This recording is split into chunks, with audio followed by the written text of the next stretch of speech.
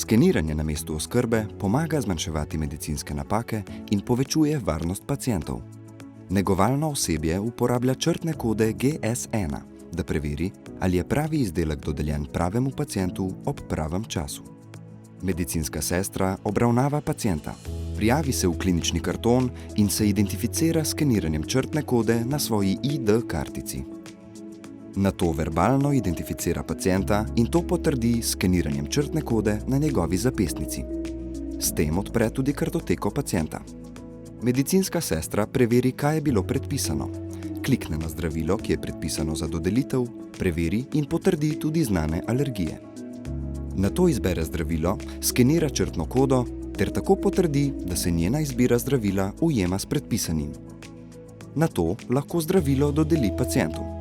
Ve, da lahko pacient tudi doma skenira črtno kodo na zdravilu, če potrebuje dodatne informacije. Medicinska sestra potrdi, da so bila vsa predpisana zdravila dodeljena pacientu in zaključi kartoteko.